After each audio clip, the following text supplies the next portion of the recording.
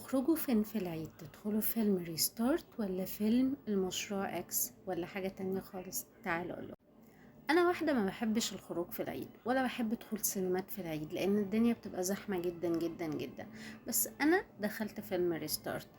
كتير ناس بتنتقده، كتير ناس بتقول ان هو ما فيهوش حاجة جديدة وافتكاسات من افتكاسات تامر حسني وبلا بلا بلا بلا. انا كدينا انا اتبسطت. كنت داخله الفيلم عشان انا عايزه اضحك. ما عنديش هدف ان انا ابقى شخصيه عميقه واقعد بقى وايه بقى والمعنى في بطن الشاعر لا لا لا، انا كنت داخله عايزه اضحك وبصراحه هو ضحكني. اه فيلم يعني مش اللي هو واو يعني وكده، بس انا ضحكت. يعني في حاجات كتير، مثلا هنا الزاهد في الفيلم ده انا حاساها بالظبط شبه في مسلسلها اللي كان مع احمد السعدني. في حاجات كتير قوي متشابهة الاعمال ليهم قبل كده. بس انا ضحكت، انا اتبسطت. تمام تمام.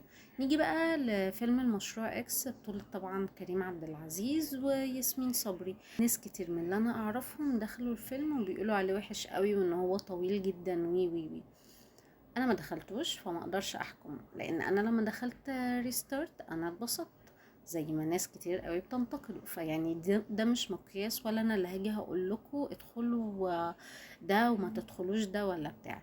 لكن انا بقى كرأيي، والله اقعدوا يا جماعة في البيت، اتبسطوا واتفرجوا على العيال كبرت بقى والمتزوجون، ويعني الحاجات اللي احنا ما يعديش عيد غير لما لازم نتفرج عليها كل مرة.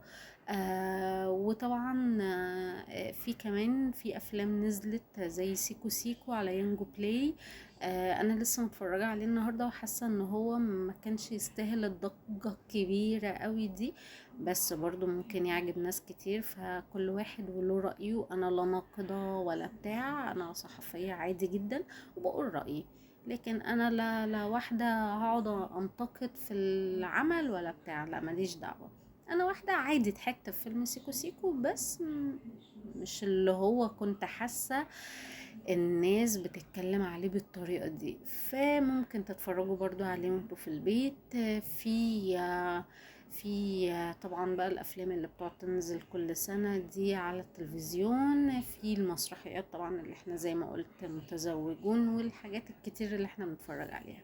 وكل سنة وانتم طيبين، ويا رب كده عيد أضحى حلو عليكم. ما تاكلوش لحمة كتير. في العيد الصغير بنقول ما تاكلوش بسكويت وكحك كتير، بس ده ما تاكلوش لحمة كتير مش عشان ما تتخنوش، بس عشان صحتكم يعني. نهدي شوية.